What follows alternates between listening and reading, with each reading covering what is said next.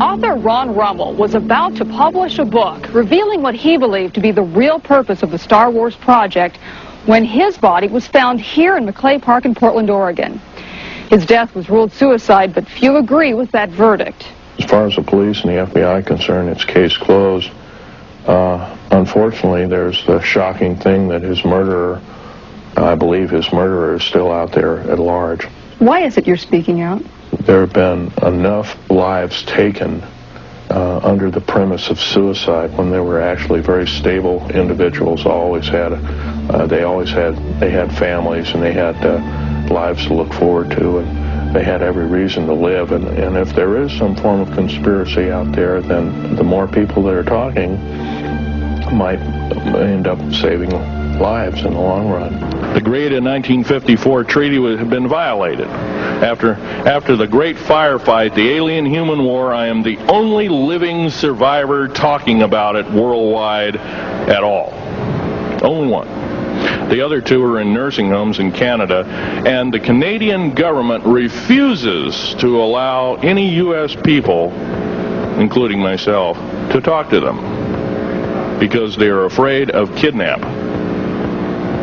Probably the reason I got shot to pieces and 11 attempts on my life is I am a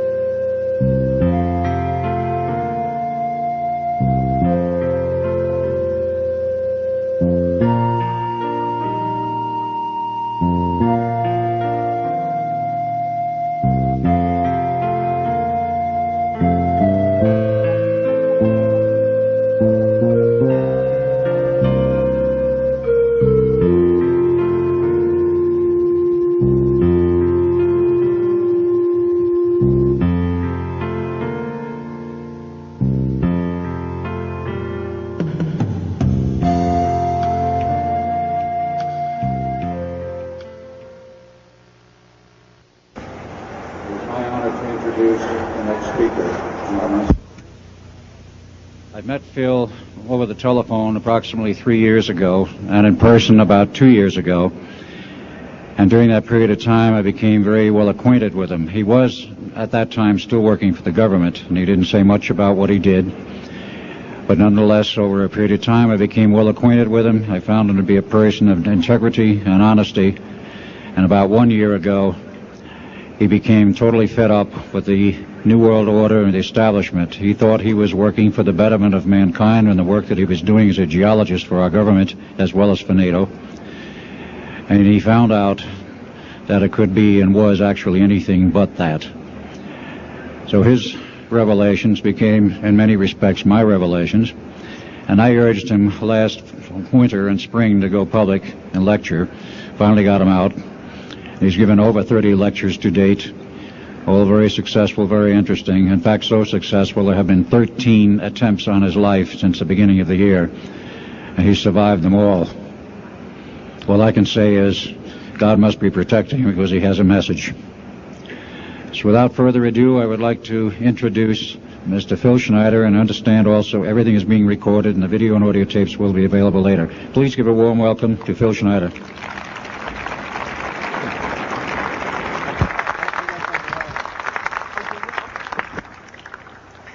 Thanks, Al.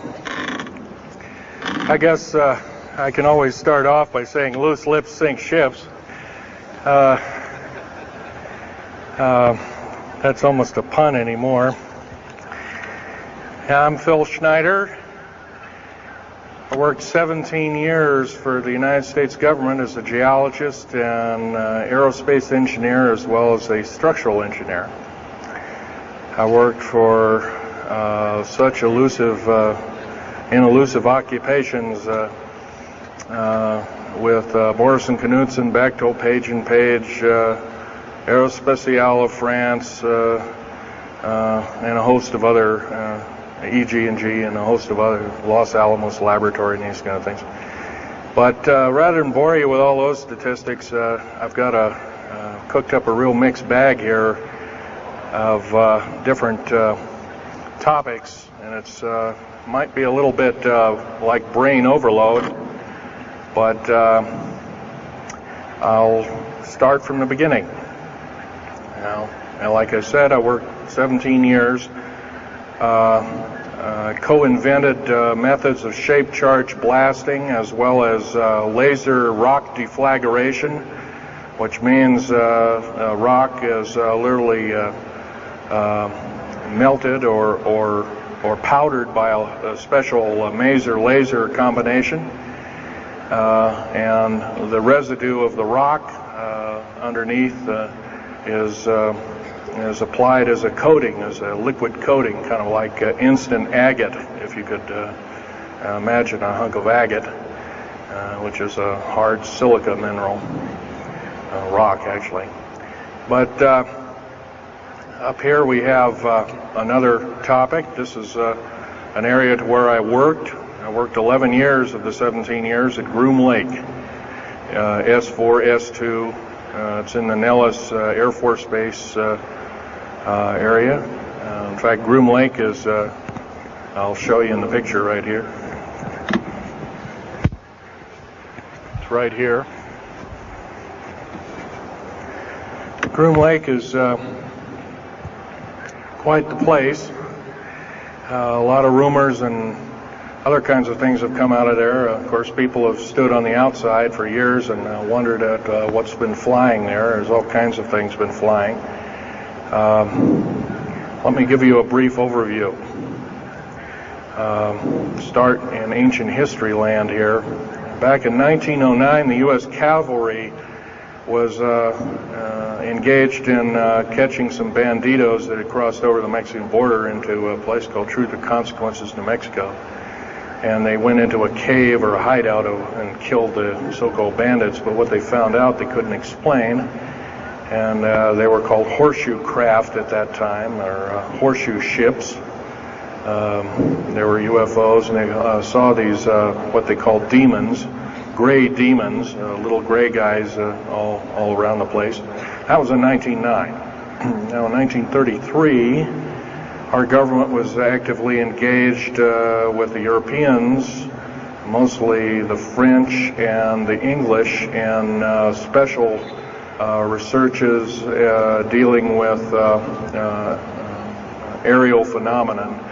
And once again, the term flying saucer or flying disc didn't come about until much later, supposedly right around the mid-1940s.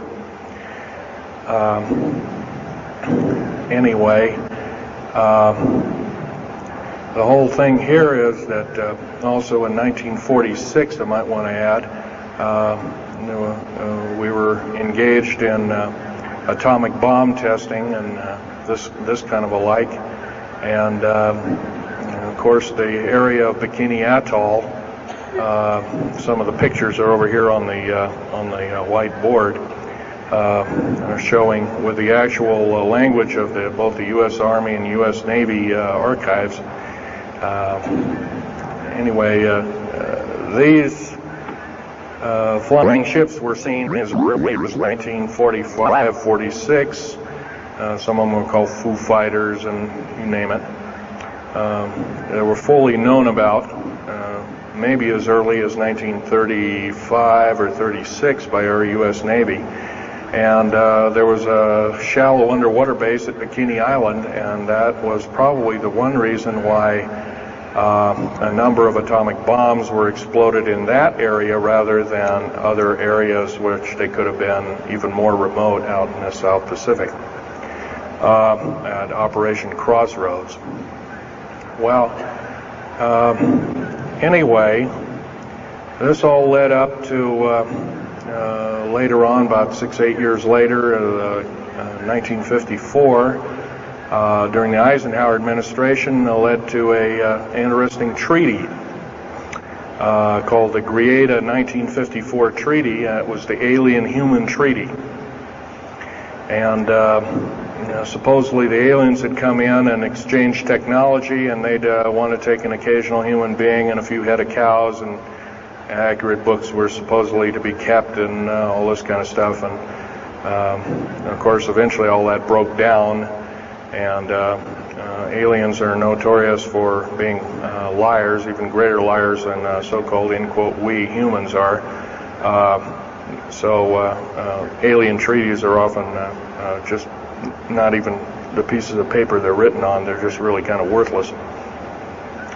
Anyway, my work as a geologist in building underground military bases, some of which are over 2 miles underground. And I think when you listen to Al tonight, if you have a chance to listen to him, he will speak of, Al's actually been on some of the high-speed monorail subway cars, if you might want to call them, that link these bases together. Some of them are capable of riding on a cushion of air about 3/4 of an inch off a rail at a better part of Mach 2. And he's actually been on one of these trains. I've only been in one of the tunnels and helped build some of the tunnels. Incidentally, I helped work on 13 deep underground military bases. Had hands-on experience. Notorious was the one in and around the Dulce, the southeastern and southwestern sides of Dulce, New Mexico, in the Los Alamos laboratory regions, where we built some hermetically sealed rooms that were very deep, going down over a mile. We also built additions onto Groom Lake and S2 and S4 complexes. There are a total of 9 underground. They're called D.U.M.s. Like, you can learn a lot from this dummy, but D.U.M.B stands for Deep Underground Military Base, and or a deep underground D.U.M.B 2, for instance, is a submarine base, and I have built a few of those too, which are off our continental shelves and then certain islands and out in the Atlantic and the Pacific in strategic locations. All this, I can hardly, in an hour's time, I can hardly squeeze all this in, so I'll be kind of rambling here if you just bear with me. The main topic of my discussion here is to link up basically what's going on with these deep underground military bases, what they're being used for, what is the present situation now being employed both by our federal government, which is slowly being phased out by the United Nations government, as well as the New World, end quote, the New World Order, which is an even higher entity, and who these higher entities are taking their orders from, and try and link up basically what's going on. A lot of us have been kept in the dark. We've been given, maybe most recently over here, photographs of an alien at Roswell. I'll just make a very brief statement about that. The photographs cannot stand up to a computer grain analysis test and therefore are retouched or faked.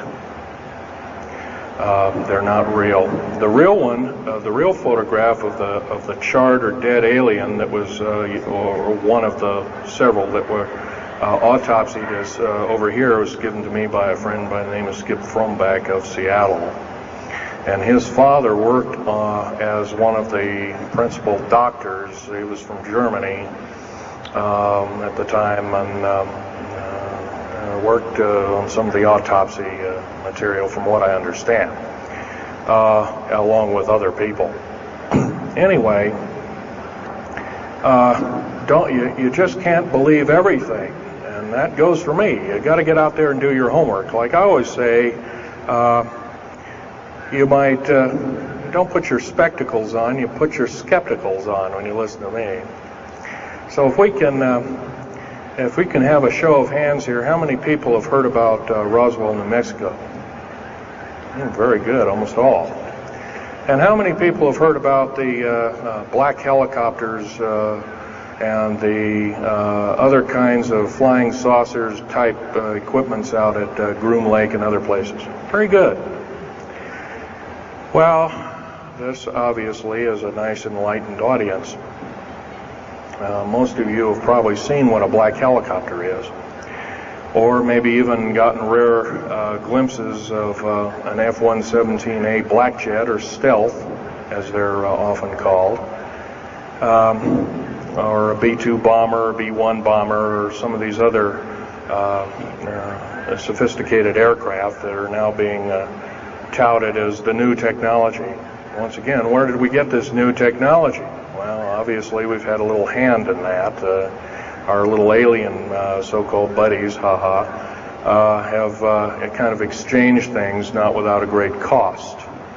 The cost of which has been a lot of people have disappeared.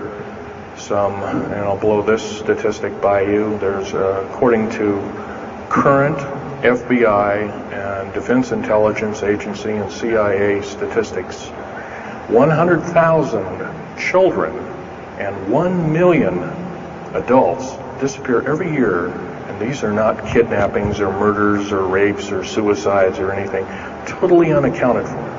And where are these people going to? Nobody knows. Maybe one of us in this room or somebody has encountered such an individual and lost a loved one or a friend or something, and that's unfortunate. My best friend, Ron Lee Rummel,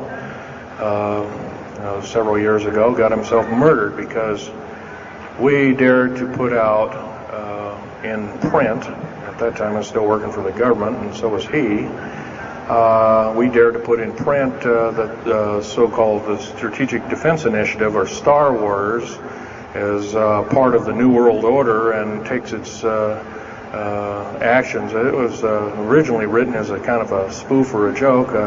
We had one of these alien greys dressed up and had New World Order insignia on, and of course that wasn't taken very nicely, and my friend got himself murdered. It was called a suicide, but now it's been turned over to special authorities who now acknowledge it was a homicide. Other than that, I'd like to also mention something about my father. My father was a U-boat captain in Hitler's Navy, and he got captured and taken over. I didn't find this out until about 2 weeks before he died on his deathbed. He kind of told everybody in total shock. I was one of them. In fact, I didn't believe him. I thought he was kind of in delirium or something like that. And of course, other things have come up since. And so, anyway, he was captured by the French, turned over to the Third Army, U.S. Third Army, and then U.S. Third Army turned him over to the Navy. And he was a master machinist. Now, that's not a journeyman. A master means they can take a block of metal and make a gun or a watch or some other fine instrument. And he was a master machinist. He later became an MD doctor and part of the aerospace medicine group of the United States Navy. Was instrumental in helping build the USS Nautilus and its first nuclear-powered predecessor, the Enterprise, the first nuclear-powered aircraft carrier, and other ships like it. He pioneered all the ways in building very small and miniature nuclear engines, and he even helped work later on in his life. He helped develop the infamous grid bed nuclear motor, which is now employed in some things that look like flying saucers that people claim are flying saucers. Yes, we, in quote, the United States Air Force and other armed forces, are training other European forces to fly unidentified, or now identified, or, in quote, flying saucers. We've actually built several prototypes that are flying under names of black craft. My position as a geologist and engineer got me to see a lot of things in the world. I've been in over 70 countries. Also worked for NATO. I carried a level 3 security clearance with a rhyolite factor. Rhyolite is a hardened factor. only given out to a handful of civilians and maybe a couple of hundred military men worldwide. I thought I was doing the nation, United States, as well as the world a favor by, I thought I was kind of keeping my end up. Well, it didn't work out that way. I was to later find out that these underground bases are now being employed as strategic bases for, in case there is martial law in this country. Right now, our military professors that used to be in war colleges and the like are training people like ex-Russian KGB and Spetsnaz people right here on American soil. I've seen it with my own 2 eyes, along with other people, other geologists. By the way, I'm still a geologist, still do geological survey work. However, I don't work for the government anymore. I took my security clearance and all my government stuff and cut it up and sent it back to the, pardon my French, SOBs. When I found out that a number of these 131 deep underground military bases are being used to subvert the Constitution of these United States and its people, I says, that is enough. I can't possibly be connected. Oh, well, Mr. Schneider, you can't quit, they said. Well, I says, yes, I can. I'm an individual, I'm going to quit, and I'm walking off the job. And he says, so I got arrested and casually told, well, you got to finish a job. And so I caved into that part, and I finished 3 weeks, and then at that time, my father was dying, and I was allowed home, and I never went back for my paychecks. Don't intend to either. These people are beginning to show signs of being our utmost enemy. I'm talking about military people now engaged in training foreign troops on American soil, clearly against the Bill of Rights and the U.S. Constitution. It's why we formed a government, why our forefathers formed a government, a republic of these United States in the first place, way back 200 plus years ago. Because the drawing and quartering of soldiers, taxation without representation, law by edict, otherwise known as today's version, executive order, among other things. The very reasons that we became, in quote, free, a free republic, a free society, possibly one of the greatest nations to ever be a nation on this earth, were instilled in our founding fathers that are now so far away from the people now running our federal government structure. So I'm here today to touch upon a number of subjects. One being that these underground bases are roughly over 3 of them per state. There's now, instead of 12 prison camps, there's 39. That's almost 1 per state. They're building 2 prison camps every 7 months. They're building 2 underground military bases every year. Each one of these military bases, by the way, these underground military bases, they cost somewhere between $17 and $26 billion. They employ 1,800 to 10,000 workers each in varying grades of skill. They gobble up totally through the black budget, over 1/4 of the black budget, or roughly $310 billion. Of course, you may say, where are these figures coming from? Well, the black budget, as we know it, in quote, black projects, which anything called black is significant of hidden from Congress, hidden from the American people, and very few people are even in the know about it at all. But black budget per year garners over $500 billion a year. And it's these kind of huge quantities and sums of monies are garnered through CIA drug activity, National Security Agency clandestine operations, mostly in Panama and South America. Now also engaged in Russia in bringing and refining strategic metals. By the way, you might want to ask, where's all these kind of interesting new metals coming from? Over here on the whiteboard, we have the new periodic table. It's got 140 elements. Now, in our high schools of today, I was in a high school about a week ago. I saw a new periodic table had 105 elements on it. Now, somewhere, we're not being told the truth. We're being lied to at every turn and every corner. We're considered less than morons. So the government has made itself an entity, an independent taxing body, an entity into itself, and isn't accountable to anybody, not even the so-called New World Order. They just go ahead and do everything willy-nilly as they please.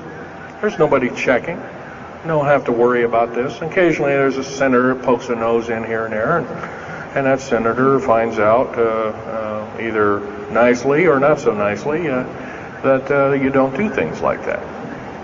Now, if we're to gain a grip on our country, if we're to take our country back, we must first ask our public officials if they cannot tell us the truth, and we will impeach them, or they will be impeached, or they'll be tried as traitors. This is pretty stiff language. Already it's slowly beginning to trickle out and to occur to a number of people that this may be the only way out. Also, our founding fathers, George Washington, Patrick Henry, and a few of the other ones, came up and said that you don't want to let the beast out of the box. And they were talking about a runaway government. You don't want to allow your government to become like England at that time. And so they warned us about this very same kind of thing. First of all, the United States is not a democracy. It's not a republic anymore. It should be a republic. That's to the republic for which it stands, one nation under God. Why we can't even pray in the public schools anymore. We have to have a Supreme Court judge or group of them, plus Janet Reno and company, among other things, telling us what to do. Interpret for us as if we cannot read with our own two eyes and understand with our mind. This, of course, is bad policy all the way around. And I guess I don't need to blow that by your ears. Okay, on another subject, I have a number of items up here at the table. One of which here is, I can show it, is a heavy hunk of rock indeed. It has a weight of about a little bit more than a pound, 2.5 times the weight of uranium. It's not radioactive, can never be made radioactive. It's composed of earth, rare earth, clays, and powdered metals, as well as an alien element, mostly from crashed, retrieved flying saucers and those of the kind that have happenstance to crash in our deserts and backyards, so to speak. It's called mironite. This is employed in every stealth aircraft, every black jet, throughout the black budget. Also in the very small quantities in the skins of black helicopters. Mironite. Here's another thing. Here's a piece of probably the purest titanium you'll ever hear or see. It's so pure, it's also composed with other alien elements to make it extremely tough. It's capable of withstanding temperatures in excess of 7,000 degrees Fahrenheit. Our new Phoenix-class submarines, of which we're building 2 a month right now. Phoenix-class submarines is a black budget program. Each one of those submarines costing $208 million just for the titanium hull, which is made of this material. Approximately 10,000 pounds of it. Now, we've got, supposedly, as of the data right now, we've got 106 of these submarines. They're plying the waters and the waves. They can dive to a depth of over 7,000 feet and hold that for 3 months. It's a fantastic submarine indeed. It has 11 grid-bed nuclear motors on it, engines that run everything, purify the air. And, by the way, these aren't your usual nuclear motor installation. They're very small. They're probably no bigger than this podium, weighing less than 3,000 pounds, putting out as much as the equivalent of 3 aircraft carriers of the Enterprise class. But these Phoenix-class submarines are getting this metal. Now, where are we getting the metal? It's being stockpiled in a number of strategic locations. Supposedly, I've heard stories, well, it's being mined on the moon, and I have no way of proving that, one way or another. I think we're probably getting it from Russia, or refining it in outer space. What are we shuttling? Basically, a shuttle, a secret shuttle flight. 1 a week now is going up and back. What are they shuttling? Well, obviously, they've got kind of their own little laboratories up there, space station, and all this kind of stuff. Remember, what you're being told is only just a smattering of the truth. It's not the real truth. Maybe it's 5% of the truth. Maybe it's not even that. You can rest assured you're not getting much. Another strategic metal is this particular bar with some strange crystals on it. There's scalenohedral crystals of niobium, titanium, rhenium, copper oxide. This complex group of elements, not found on the Earth in specific quantities. This was developed at Los Alamos through EG&G and other outfits, are employed in all black jet aircraft. All of them, including the, in quotes, sport model, the little flying saucer we occasionally see over at Groom Lake. And by the way now, if we happen to be with a video camera, taking pictures of the so-called area around Groom Lake, it's now, you can get your equipment confiscated, your car, your house. You're considered the same thing as a drug dealer, and you'll go to jail for 5 years, up to 5 years, and $1 million fine. I personally don't think this is what I'm hearing. I just don't think that this kind of punitiveness is what we need in America, and we have to get rid of it. Otherwise, we're going to die with no America. Here's some other elements. Here's a very light element. It's composed of lithium metal, as well as a alien element, a little heavier than hydrogen, but a little lighter than helium, also employed in this. It's used in secretive methods of propulsion. And it also is in a peculiar scalenohedral crystalline form. And anything scalenohedral, and by the way, a scalene triangle is no side is equal to another side.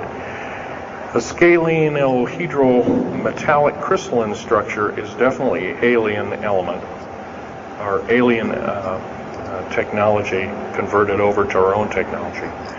These were given to me about a year ago. They're called alien or aurora drops. It's supposedly the skins of the black jets, some of the ones that are coming in at very high rates of speed. They're still glowing red hot, white hot, and they'll sit out there and cool off, and they're dripping their material off of them. And it's kind of like a rubberized coating. It's not rubber, I can tell you that. This is hard as lava rock or harder, capable of withstanding tremendous temperatures, but nonetheless some of it sloughs off every time, and so they just kind of scoop it up and throw it in the trash can. There are a few pieces of it. Here's one of the hardest so-called man-made rocks. Once again, it's got a number of alien counterpart. It's got an alien crystalline structure to it, very advanced. It's about 11 times harder than a diamond, about 70 times stronger than a diamond, capable of standing temperatures in excess of 10,000 degrees Fahrenheit. It is employed as very thin coatings or windows, tiny windows, in hypersonic aircraft that exceed Mach 5.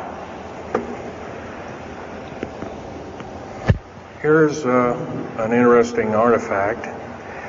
Right here in this hunk of rock, which by the way was an old 100,000-year-old chipping tool found in Jordan, is a imprint of, it looks like a fossil, but it's not. It's an imprint of a small mechanical part with exactly 360 kind of little rotor blades. Well, this rock is 220 million years old. Who was making machines 220 million years ago? Maybe von Däniken was right after all, huh? Here we have an actual piece of agatized fruit, or it's similar to a lime. It's even been pecked by a bird at one time, and that's still there. So it was instantly turned to agate. It is the same agate or chemical structure as material found at Hiroshima and Nagasaki after the A bombings in World War II, where grasses and flowers and petals of flowers and other kinds of things were instantly petrified, turned to agate. It is the same identical crystalline structure. However, this particular piece is about 20 million years old, and it's still got its original green coating, and it's basically unchanged. Perfect condition. Likewise, here's a garlic plant about somewhere between 20 and 35 million years of age, and once again it's got that same pink agate coating. And here are some pieces of the metal skin from the crash disk at Roswell. It was given to me when I was 14 years old. My father was visiting one of his old friends in the Navy archives, as well as he was in the Royal Navy in England. And I, as a 14-year-old boy, I says, "Gee, Dad, can I ask Johnny something?" "Oh, go ahead, ask him. Get anything you can from him," that kind of thing. I says, "Well, gee, Johnny, well, do you think I can have a piece of this metal?" "Oh, no, you can't have that." And I says, "Oh, give it to the kid. What the heck? He won't have it very long anyway." Well, I've had it all this time. It's kind of a unique thing. They were able to break the skin of that craft, by the way, by dropping it into a bath of liquid nitrogen, hitting it with a mechanical or hydraulic hammer, and it shattered into little bits. And it was later analyzed and adapted for our own technology. All these artifacts are fine, but once again, the main part of this talk is, where's it all leading to? We get very little spin-off to where any of this is leading to. Occasionally we'll get a new computer, or maybe a quartz watch, or some little trinket kind of like giving the Indians beads a couple of hundred years ago. Well, we're getting these little spin-offs. But the black budget still rolls on, garnering up over $1 trillion every 2 years.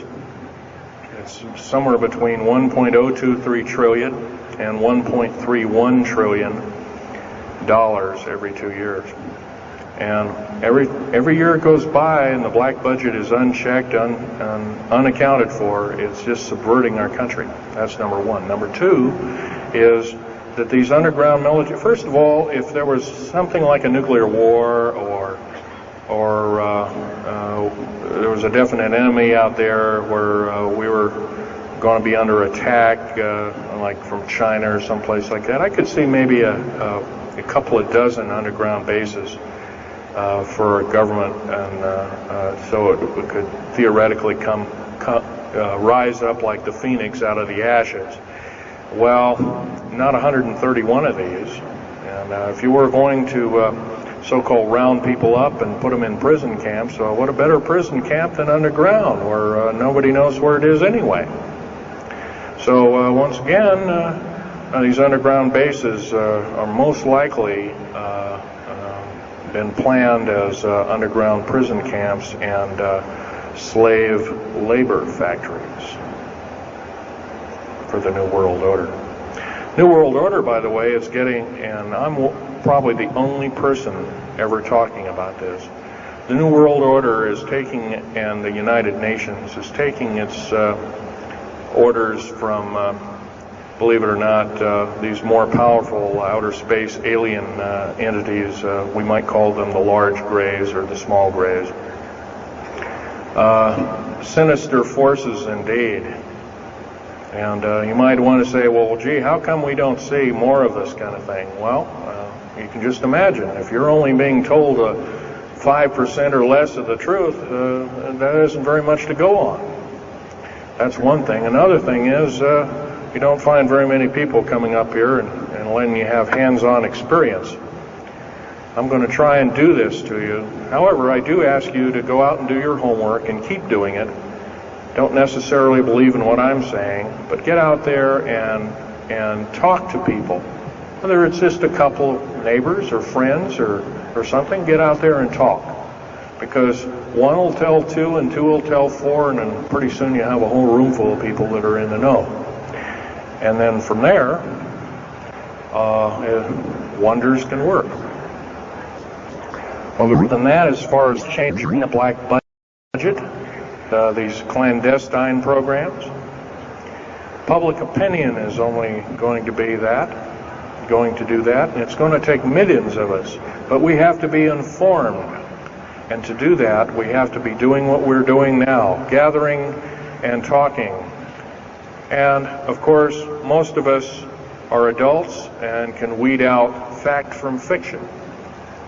Most of us are responsible adults and know the difference between fact and fiction and how to use it or how to abuse it. And so we, therefore, have to continue to keep studying and keep talking.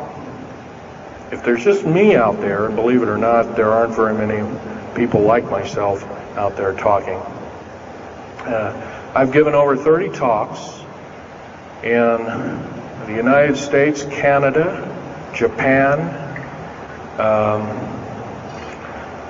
went over to England, went to Japan kind of illegal, came back the same weekend. They flew me in and out, but give a talk to a number of their execs, and they were very interested indeed. Now, if this was all a bunch of poppycock and hooey and poo-poo, I wouldn't be listened to, be given an audience by these people, but evidently I have. But 13 attempts on my life since the first of this year. There's a number of you ladies present, so I won't gore you out, but Al has seen some of the wounds, and there's a few other people that have been to a few of my other lectures, and they can attest that I have been shot. I've been run off the road. I've been pushed off the road. I've been mostly shot at and that kind of thing like that. But been in hand-to-hand combat with some of these people, and once again, I'm not in the best of shape anymore, but I still know how to handle myself. And I'm just about ready to wrap things up here, but just basically wanted to give you an overview of what's happening. And if we have any questions, we can start asking a few questions. Okay, here's a gentleman way over here. Would you please speak up loud?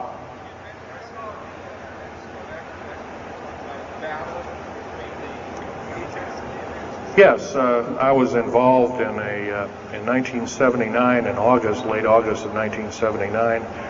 I was involved working through Los Alamos Laboratories at Dulce, New Mexico, and what's now known as the Alien-Human War.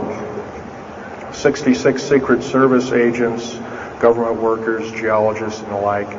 I almost bit the dust. I could have been number 67.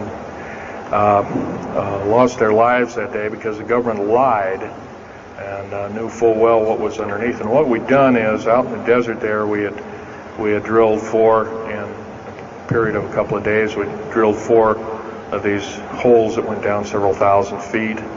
And one of these holes kept bringing up dirty dust and putrefying odors and broken off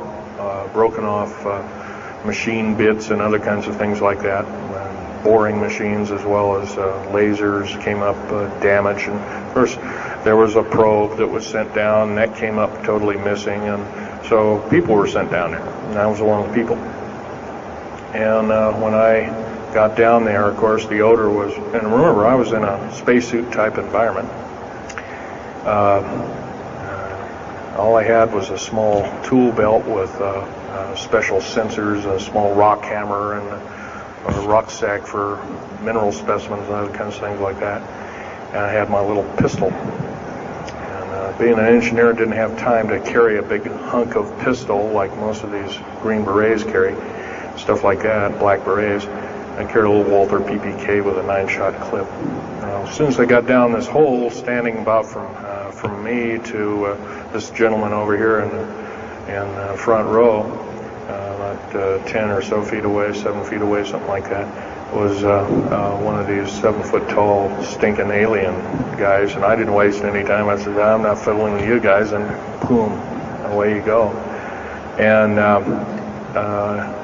I was one of the rare few that had been allured that this may or may not occur, and so basically was given ET training, but a lot of these other people weren't.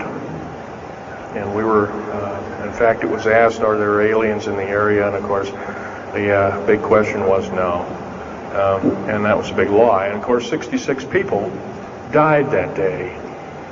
I have a big hole in my chest. I lost my lung was literally burnt out of me.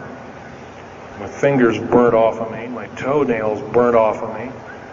My skin was, I was in radiation isolation therapy for 400 plus days.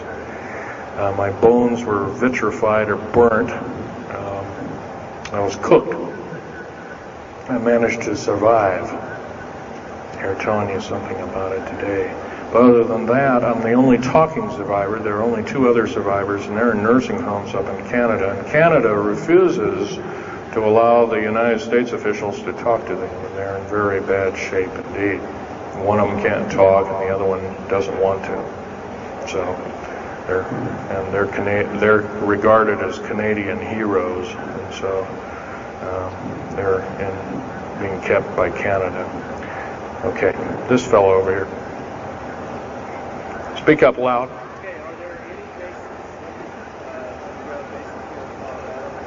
Actually, yes, there's several. In fact, as I was coming to this talk, I was supposed to be here by plane, but there was a subsequent foul-up. Anyway, I drove all the way and did it in one day. But as I was coming over up near Cheyenne, there I noticed the military, Air Force and the Army are building a so-called new, in quote, boot camp, prison camp, right up in Cheyenne, brand new. And I was here 3 months ago, that wasn't there. So it's something brand new. In Colorado, yes, there's about 4 underground bases, one being at Denver International Air Base. I call it Air Base, spaceport, or whatever you want to call it. Denver International Airport. No wonder your luggage gets lost. There are 8 levels underneath the airport, tarmac there, end quote tarmac or cement mac. And so those bags could be there for a damn long time. Why, just imagine if this was instantly turned to agate 30 or more million years ago, those bags could very well be the same way. So yeah, there's a number of them, and I wish I had a map with me. In fact, in subsequent talks, I'll have a map, which will be put on the overhead. In fact, my next talk, I plan to have just that. I had planned to bring a map here and had all the latitudes and longitudes of all the bases, and I can't do that. That would be a nice jail sentence for me, so I didn't bring it. So, but other than that, I'll have that all researched for you. Yes, this woman.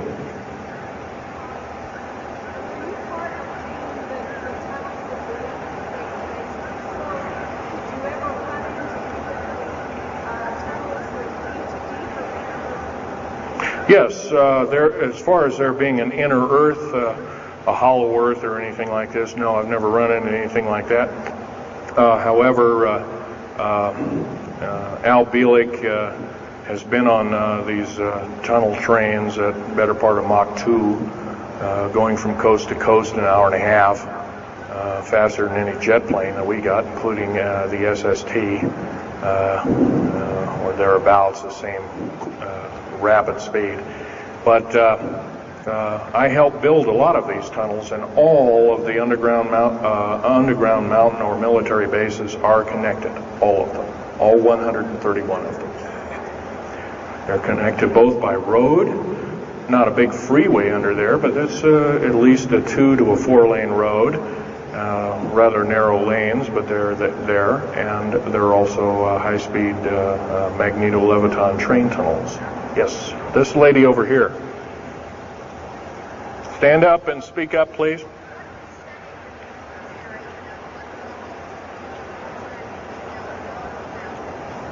What levels of military personnel know about this?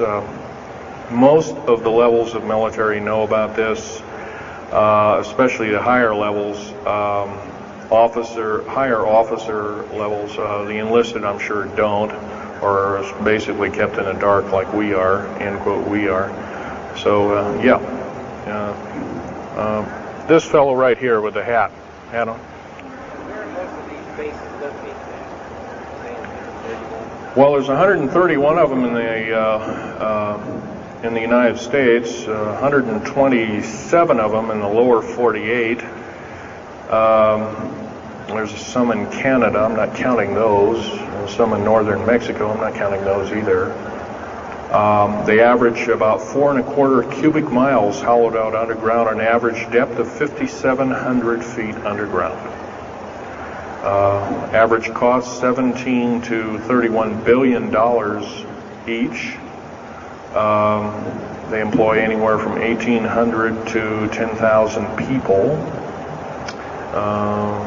And some very large ones now being built in Sweden, one of which is repudiated to be 30 cubic miles. It'll take 5 years to build that one at a cost of about $2 trillion. And that's all being supplied by the United Nations.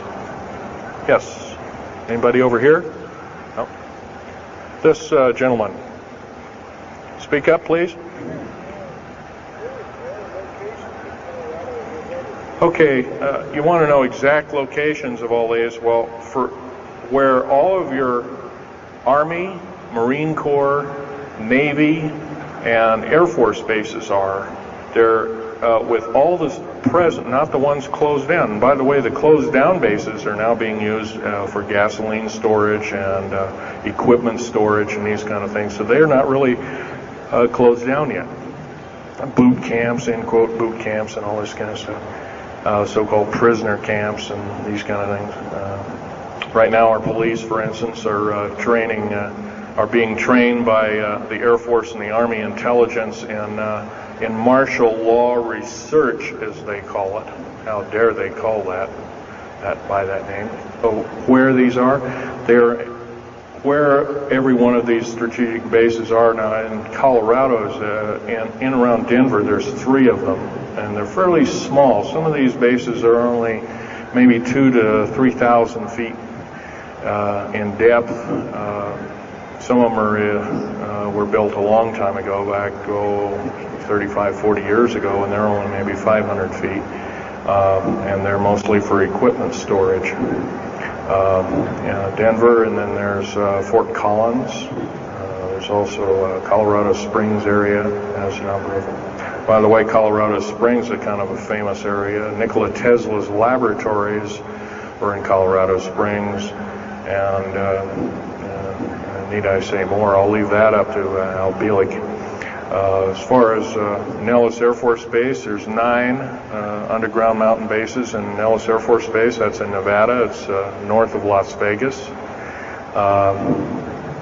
There's going to be a UFO show and conference in Mesquite here later on this month, and that's up very close to, in quote, Area 51. That whole area, by the way, the state of Nevada is 81% in quote, managed or owned by the federal government. The land is either restricted or run by the federal government. That's why there's groups rising as we speak, dealing with the problem very vociferously, and senators are now getting involved. So evidently waking up is occurring. Yes, this gentleman over here. Speak up, please.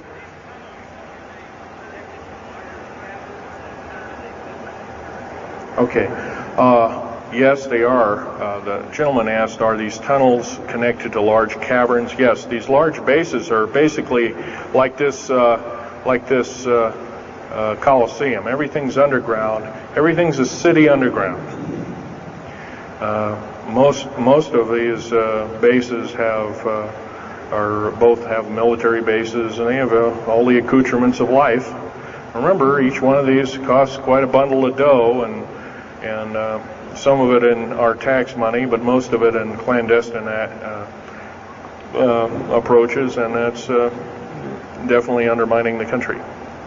Yes.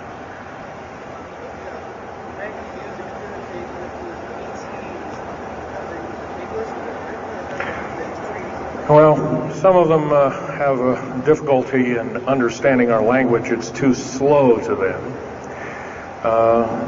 If you've heard whale songs or bird chirpings at high speed, it's about what these aliens sound like audibly to us, so it's a bunch of gibberish.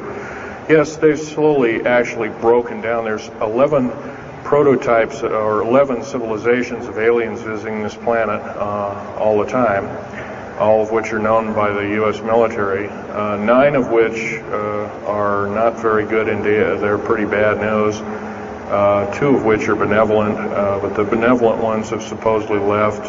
They have their own little war of sorts, especially the Pleiadian groups and whatnot like that, of which Val Thor was repudiated to be a Venusian, but other people will alert he looks more like a Pleiadian. He looks normal human, except he's got 6 fingers and toes. He's got one oversized lung. He's got 2 hearts. He's got all kinds of weird stuff. Bones are bigger. Yep.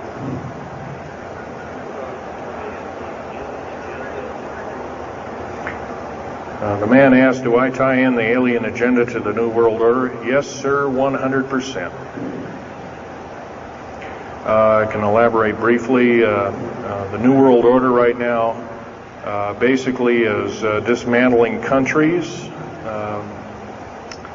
governments, telling governments not to war with each other anymore, basically, so that looks good on the outside. They're taking their orders directly from the aliens who've got their own timetable. They want the one world order because they want the planet for themselves. And, of course, you've often heard of the term Global 2000, and that's a supposed sinister plot, or has been a group of sinister plots to produce biological weaponry to reduce or thin out the so-called ethnic cleanse the population of the planet by 5/6, or roughly 5 of 6 billion people, enslaving the rest to work willy-nilly with the so-called people of the New World Order. Now, another peculiar thing is the alien agenda is not really well believed nor understood by a lot of these one-worlders. They don't believe it. They think they've been singled out for their own end of glory, and what they don't know is they're just another human being, and according to the negative or bad aliens, they're just another, we're considered bags of food to them. They don't eat us like we think of a cannibal eating a hunk of meat, but they use our glandular secretions as part of their food base, their blood and our glandular secretions like adrenochrome and other kinds of things like this. And in fact, the Atlanta Center for Disease Control has figured out ways that we can combat this and all this kind of thing like that. It might be where these new designer diseases like AIDS and Ebola and hantavirus and all these kinds of things have come up out of nowhere, and these diseases, end quote, almost have a mind of their own. Yes, this lady here.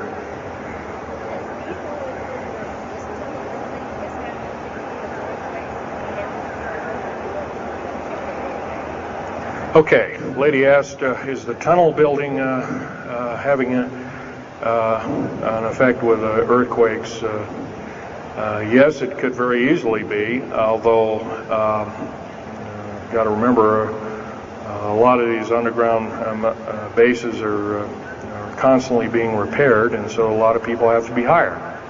As far as the U.S. government, second part of her question was, is the U.S. government modifying our weather? Yes, that's an affirmative. And we have, the U.S. government's been working with the Russians for at least since 1972 and maybe as early as 1966 on weather modification. And it's a well-known fact, and it's well employed. And by the way, they can literally weather modify a hurricane or a tornado out of existence. And the reason they don't do it is pretty obvious. And right, or they could actually send a plane inside of a hurricane, for instance, that would blow off an atmospheric bomb or a shockwave bomb in the eye of the thing. It would completely dissipate. Well, they don't do this, of course, and there's probably other reasons for that. See which way it goes, or what kind of havoc, and how we can study the havoc, and we go from there. This fellow way in the back in the black. How do we learn more about our general topic? Well, there's this particular fellow, his name is Richard Souter, PhD, wrote a book recently, Underground Bases and Tunnels, What is the Government Trying to Hide? That is one book. Then we have here's a popular science article, Secret Air Base. The government doesn't want you to know that Groom Lake, supposedly Groom Lake doesn't exist. Well, I guess if it doesn't exist, then me talking about it, I guess I can't be arrested or anything. I'm just full of poppycock here. Well, the editor, one of the editors of Popular Science that put this article out is now in federal prison. Then there's a book that called Stealth Fighter Pilot. These books are available. I got this one at Dalton's. This one actually was sent to me by the publisher. I did some test piloting, and the only thing I test piloted was would run the aircraft back and forth on the runway, the special runways they built at Groom Lake. Here's a picture of me in uniform. And I can go on. And these publications are out now, and they're available. Yes, this lady over here.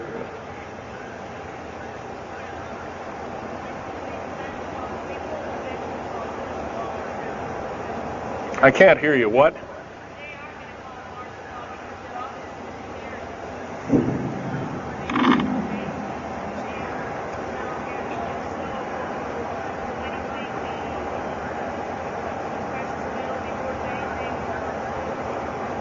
Okay. Okay, that's kind of a mixed bag question there. She asks, with martial law being called, will precious metals and all these kinds of things. First of all, hoarding anything will be outlawed. If you hoard food, have a radio, any way of communicating, stash gasoline, these kind of things, you will just be rounded up, and that'll be the end of it. Martial law is martial law. Martial law is dictatorship of the worst form, or one of the worst forms. And her other part of the question, if I got it right, was when's the alien takeover? Well, the alien takeover right now is, and probably will be for probably the next 20, maybe 30, 40 years, will be basically in the background. The idea is to get the one world beast-like government order in place, and to thin out the population of the planet. And then, of course, then all heck will break loose from then on. And whether it is, I don't often mix Bible and talk, but some people have alerted, well, this is already mentioned in the Bible, blah, blah, blah, and all this kind of stuff. Well, that may be, but all I can tell you is I've been face to face with one of these sinister characters, or a couple of them, saying the least, and most people would, just the shock of them seeing such a thing would cause them to not be in very healthy frame of mind, as physical as well as mental. This man here in the blue coat.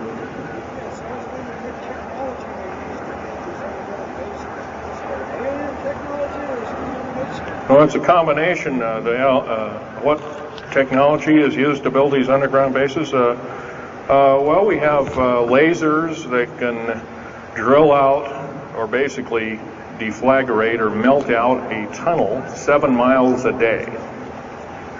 And that tunnel is 28 feet wide, 28 feet high. You've been told about drilling and boring machines in a very slow, quarter of a mile a day. Most of that went out in World War II. Most of that's all World War I or World War II era materials. And once again, you've been badly lied to. I can hardly believe. First of all, I've worked on public engineering projects, and we do better in grinding up road beds and laying them down at the rate of 4 miles a day, and supposedly that doesn't exist. Well, I worked on one in the state of Oregon just a few months ago, and we built a tunnel for sewage tunnel and whatnot like that. It wasn't very big. It was about 6 feet across, and I drilled right through solid rock, right to base of under one of the hills in Portland for their new light rail. Did that in 2 days. But it was a small, complex tunnel. It was big enough for a man to crawl through and inspect. I was one of the people that inspected, so yeah. What technology? A lot of this is alien technology, readapted for our own use, but a lot of it's our own ingenuity too. So you can bet, how can you tell alien technology? Well, anything that's just absolutely outlandish, like taking a oxyacetylene welding torch and trying to cut into this metal and getting nowhere, obviously would be metals research, aircraft research and the like, and different tools and products, which things that are many times the hardness of diamond, or known hardened substances like borazon. Obviously, that's nothing that we came up with on our own. What we could have over a several hundred-year period. But you've got to remember, too, that the military technology is outstripping the public sector technology at the rate of 44 to 45 years of technology for every calendar year, every 12-month calendar year here. So every year going by this time in 1996, the military technology will be roughly 45 years more advanced than where we are today. So it's quite possible that way back in 1943, the U.S. Navy not only caused the ship to disappear, it literally disappeared and reappeared. Basically, military technology right now is about 1,200 years more advanced than public state technology. And computer technology right now, it's off the scale, I can't tell you. It's just right now, and employing just in black jet and stealth aircraft, the new computers are so completely advanced that we couldn't get them in the public sector for maybe another 40 or 50 years. Yes, this lady here.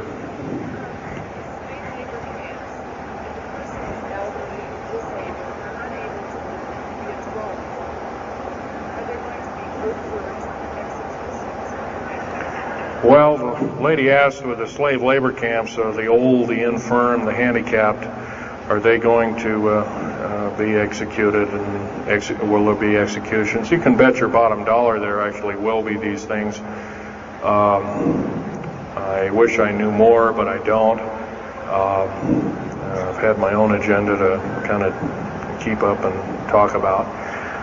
But other than that, yes, I would imagine so. If you look at all the 39 prison camps that are presently built, and they're called boot camps, by the way. And of course, these new trains that they have that have 143 shackle placements per train, they're a scary thing indeed. You know what they're called? They're called United Nations Prisoner Transfer Cars. Oh, that's an appropriate name, I guess. Well, we got to wrap it up here. They're telling me it's time. I'll take one more question. This lady over here.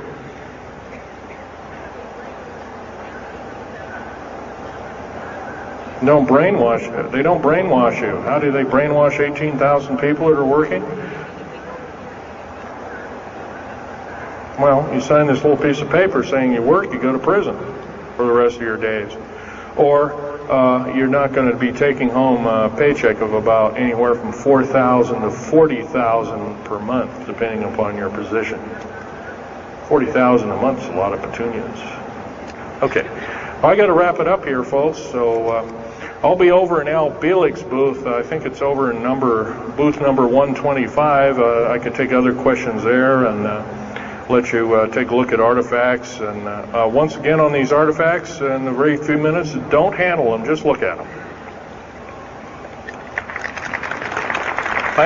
Thank you very much.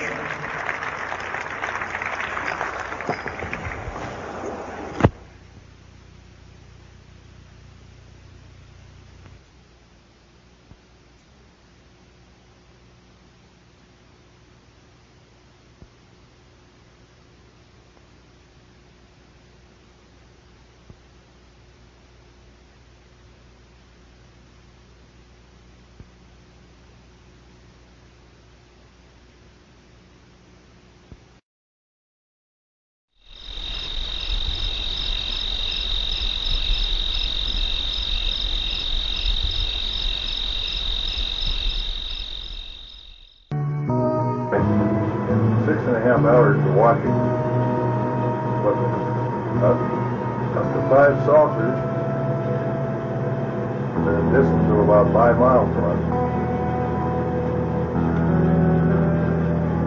Out on the desert floor, a place where everybody else walks. I can tell you for a fact. Our first sighting occurred right about 5, a little bit after 5 o'clock. And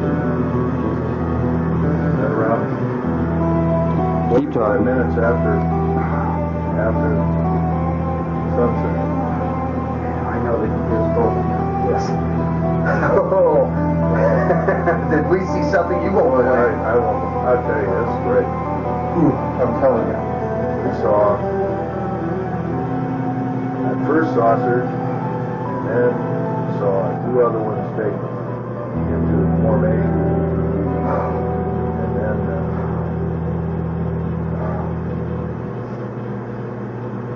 watched for pretty close to 3 hours. Getting in and out of the car, into the car too warm, getting out of the car. And I had a radar detector in my hand, and the thing went nuts every time I saw it was across the desert floor. I can't get this timer to work. You know, I've tried for an hour and a half to get this thing to work, but it just won't, so I just have to excuse me. We're at the little alien right now. And I want you to get this. Let me pan back here a little bit so you can see what it really looks like. It's absolutely just gorgeous from where I'm at. I just had to show you this because I wouldn't want you to miss it. Totally tremendous. We talked to the 2 owners, and they were very nice, pleasant people. Very nice. Told him about Don Newman tape, got your card. Told him about the videotape and everything. Well, we knew what was going on. Wanted to know if we could see it pretty good. We told him we could. Gave it to what's his name, you know, to calibrate for us. Then we turn around here for a second. Pan back, of course. This is the little alien from the other side. Show you where we're staying at. We're staying right here at this place. Not a bad place either. We went $27.50 a night to two. It's pretty good. There's no thieves out here or nothing, so there's no keys to the lock. And they never used them, so there it is again from my left eye here until it's going down. There's the Groom Lake facility way up there. I don't know, I can't see too good in black and white in this viewfinder, but if you might be able to make out that snow up there. Yeah, now you can see it. Snow everywhere. We're going to go down the road here as much as possible. Wait for a little while for the UFOs. There's another little friend of ours. Okay. Pan back again so you can get a chance to see everything.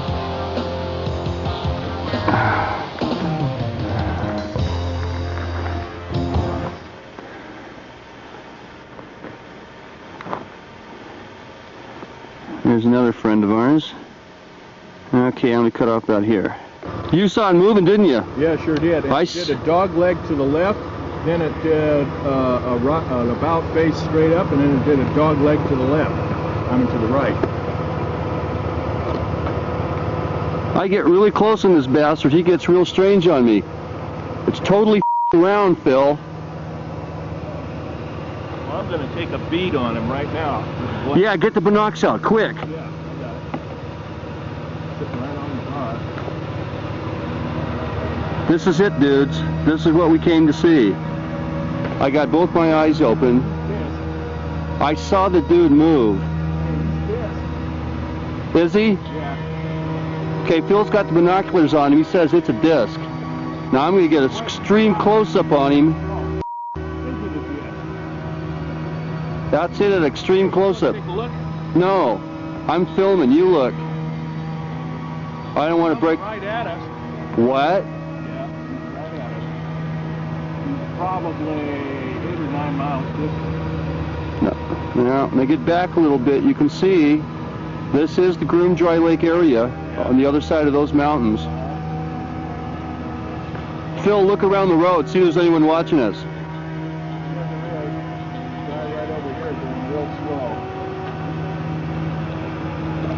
Better believe it. He's doing about 10 or 15 miles an hour. There he is. Let me get my radar out.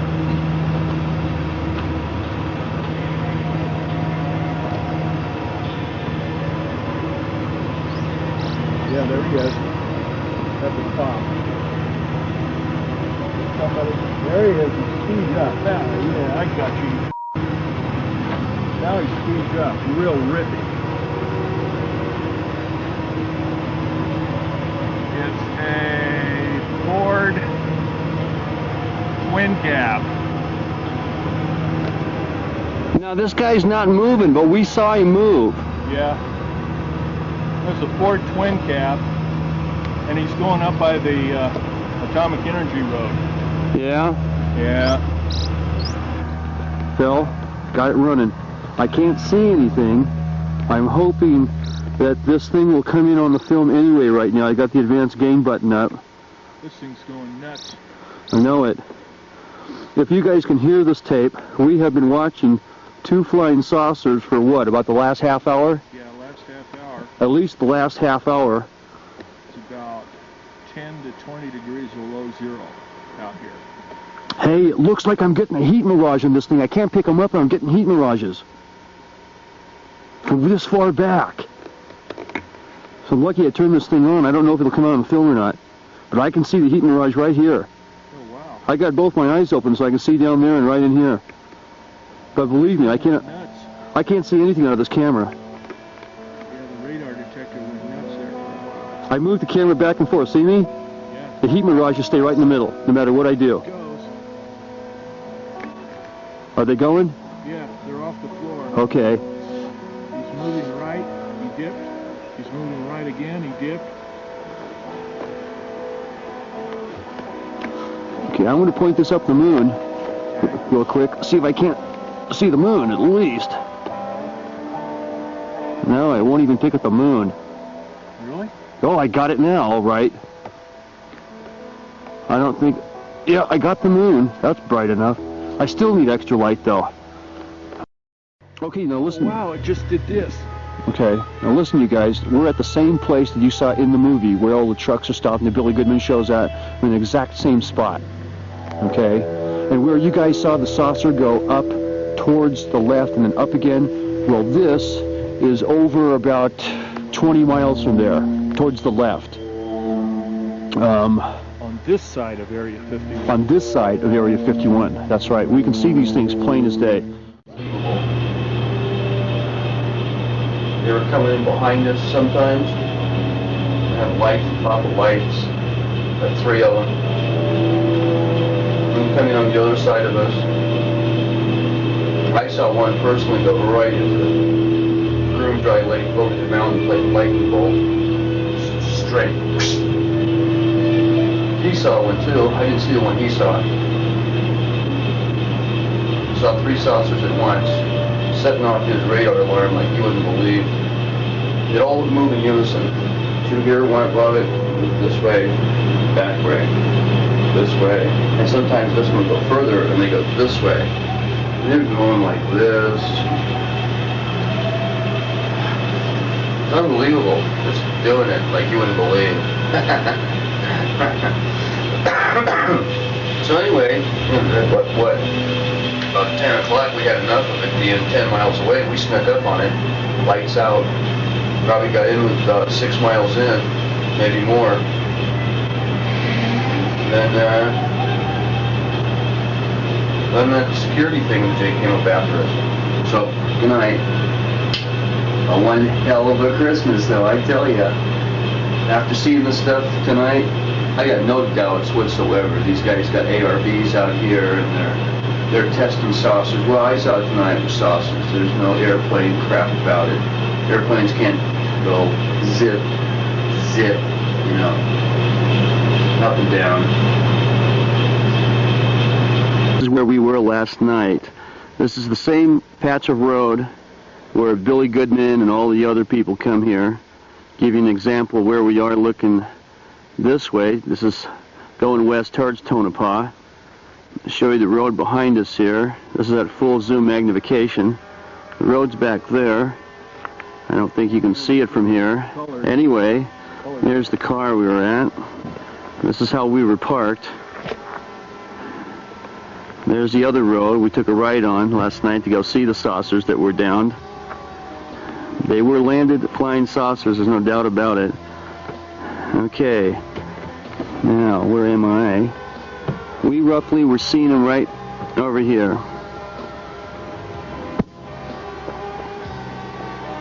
That's where we were watching them do their thing last night, between here and here, flying all over the mountain for about 3-4 hours.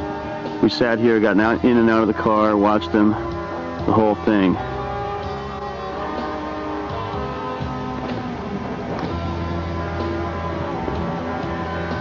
Yeah. Okay. So this is it. This is it. Somewhere on the other side of those hills right there, and I get you a close-up of this, is probably S4. And that's where they were testing, right in there. Give you a good idea of where it's at. And man, I'm telling you, they tested something fierce. Okay, I'm shutting it off now. This is down last night with the lights off, about 10, 15, 10:30. Catch those 2 grounded saucers. Give you an idea here. It's a little bumpy. I'm going to shut this thing off, but you get a general idea. We had to have our lights off all the way down.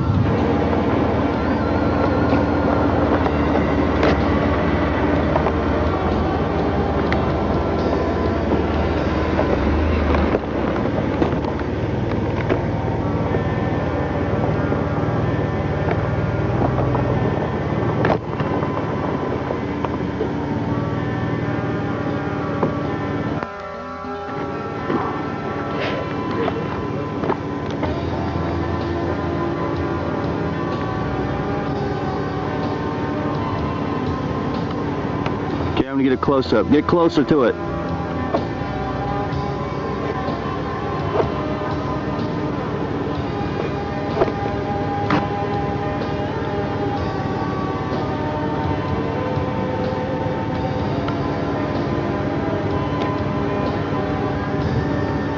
And there's those guys probably looking at us right now, checking us out.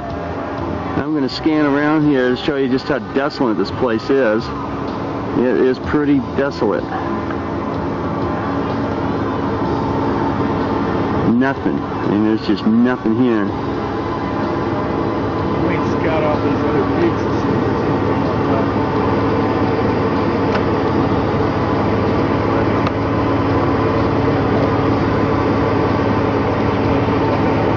There's the road we came in on. You can tell it's way the heck over there.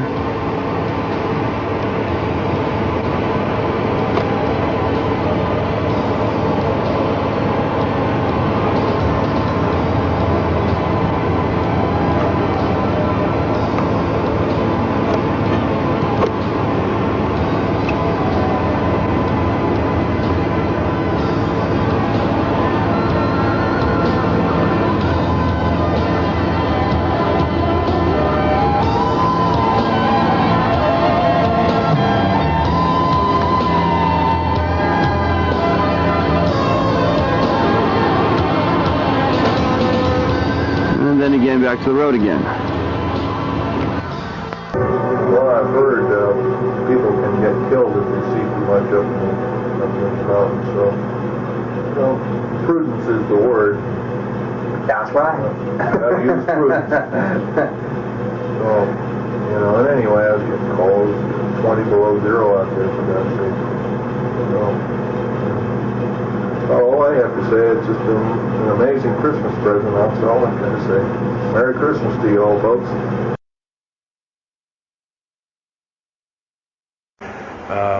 Of course, eventually all that broke down, and aliens are notorious for being liars, even greater liars than so-called, in quote, we humans are. So alien treaties are often just not even the pieces of paper they're written on. They're just really kind of worthless. Anyway, my work as a geologist in building underground military bases, some of which are over 2 miles underground. And I think when you listen to Al tonight, if you have a chance to listen to him, he will speak of, Al's actually been on some of the high-speed monorail subway cars, if you might want to call them, that link these bases together. Some of them are capable of riding on a cushion of air about 3/4 of an inch off a rail at a better part of Mach 2. And he's actually been on one of these trains. I've only been in one of the tunnels and helped build some of the tunnels. Incidentally, I helped work on 13 deep underground military bases. Had hands-on experience.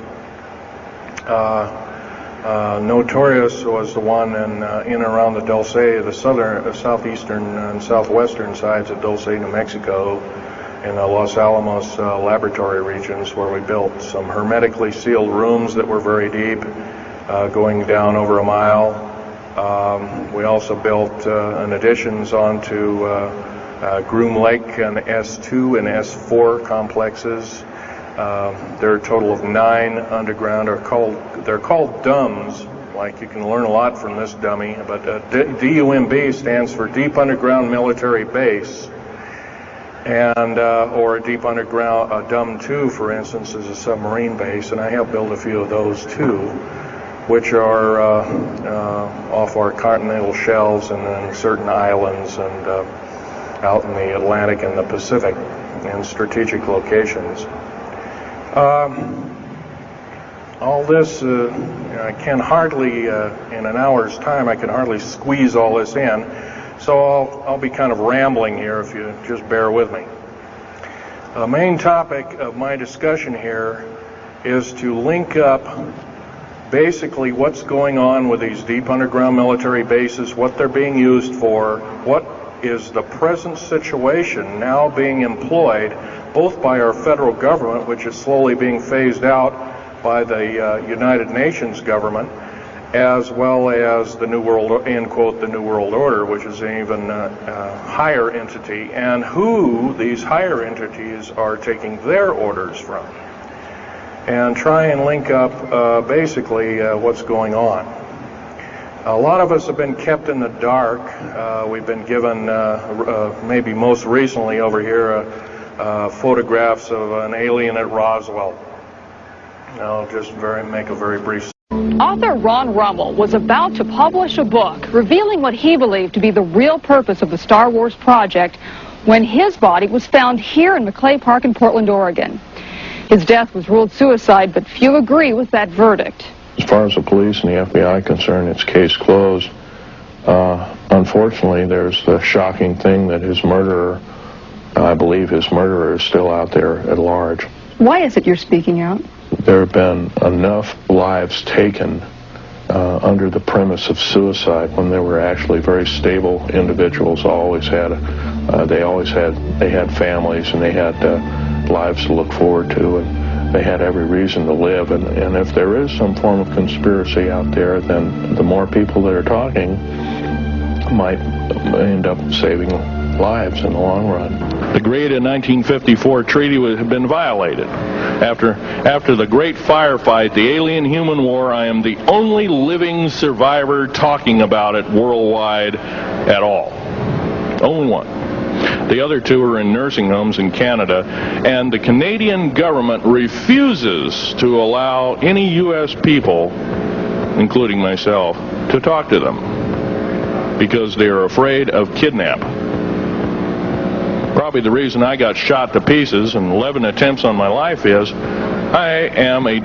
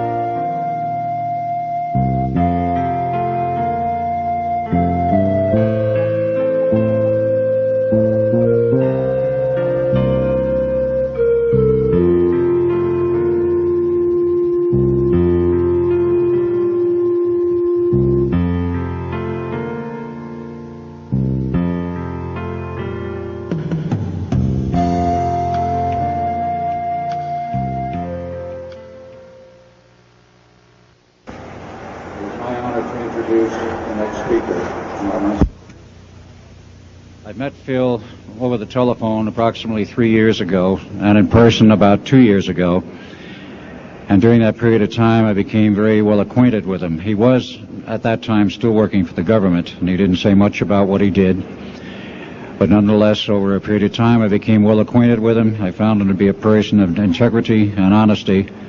And about 1 year ago, he became totally fed up with the New World Order and the establishment. He thought he was working for the betterment of mankind and the work that he was doing as a geologist for our government as well as for NATO. And he found out that it could be and was actually anything but that. So his revelations became, in many respects, my statement about that. The photographs cannot stand up to a computer grain analysis test and therefore are retouched or faked. They're not real. The real one, the real photograph of the charred or dead alien that was, or one of the several that were autopsied, is over here, was given to me by a friend by the name of Skip Frombach of Seattle. And his father worked as one of the principal doctors. He was from Germany at the time, and worked on some of the autopsy material, from what I understand, along with other people.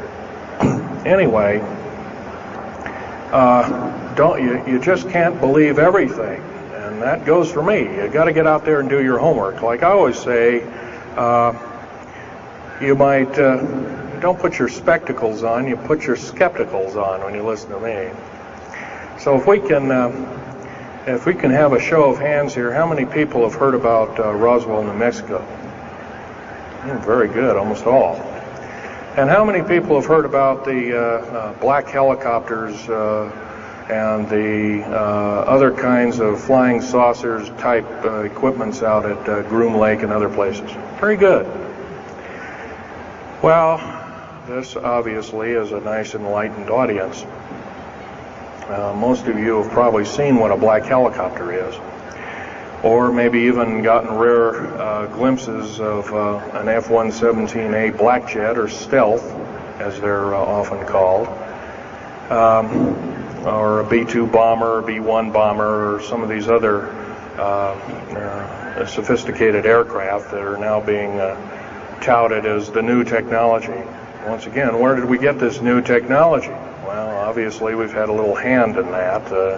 Our little alien so-called buddies, have kind of exchanged things, not without a great cost. The cost of which has been a lot of people have disappeared. Some, and I'll blow this statistic by you. There's, according to current FBI and Defense Intelligence Agency and CIA statistics, 100,000 children and 1 million adults disappear every year, and these are not kidnappings or murders or rapes or suicides or anything, totally unaccounted for. And where are these people going to? Nobody knows. Maybe one of us in this room or somebody has encountered such an individual and lost a loved one or a friend or something, and that's unfortunate. My best friend, Ron Lee Rummel, several years ago, got himself murdered because we dared to put out in print, at that time I was still working for the government, and so was he, we dared to put in print and wondered at what's been flying there. There's all kinds of things been flying. Let me give you a brief overview. Start in ancient history land here. Back in 1909, the U.S. cavalry was engaged in catching some banditos that had crossed over the Mexican border into a place called Truth or Consequences, New Mexico. And they went into a cave or a hideout and killed the so-called bandits, but what they found out they couldn't explain, and they were called horseshoe craft at that time, or horseshoe ships. There were UFOs, and they saw these, what they called demons, gray demons, little gray guys all around the place. That was in 1909. Now in 1933, our government was actively engaged with the Europeans, mostly the French and the English, in special researches dealing with aerial phenomenon. And once again, the term flying saucer or flying disc didn't come about until much later, supposedly right around the mid-1940s. Anyway, the whole thing here is that also in 1946, I might want to add, we were engaged in atomic bomb testing and this kind of a like, and of course the area of Bikini Atoll. Some of the pictures are over here on the white board, showing with the actual language of both the U.S. Army and U.S. Navy archives. Anyway, these flying ships were seen as early as 1945, 46. Some of them were called Foo Fighters, and you name it. They were fully known about maybe as early as 1935 or 36 by our U.S. Navy. And there was a shallow underwater base at Bikini Island, and that was probably the one reason why a number of atomic bombs were exploded in that area rather than other areas which they could have been even more remote out in the South Pacific at Operation Crossroads. Well, anyway, This all led up to later on, about 6-8 years later, 1954, during the Eisenhower administration, led to an interesting treaty called the Greada 1954 Treaty. It was the Alien-Human Treaty. And supposedly the aliens had come in and exchanged technology, and they'd want to take an occasional human being and a few head of cows, and accurate books were supposedly to be kept, and all this kind of stuff. And revelations. And I urged him last winter and spring to go public and lecture. Finally got him out. He's given over 30 lectures to date, all very successful, very interesting. In fact, so successful there have been 13 attempts on his life since the beginning of the year, and he survived them all. All I can say is God must be protecting him because he has a message. So without further ado, I would like to introduce Mr. Phil Schneider, and understand also everything is being recorded and the video and audio tapes will be available later. Please give a warm welcome to Phil Schneider.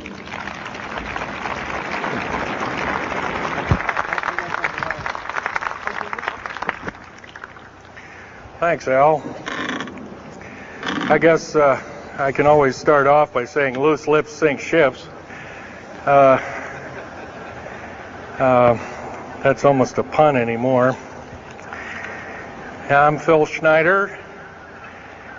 I worked 17 years for the United States government as a geologist and aerospace engineer, as well as a structural engineer.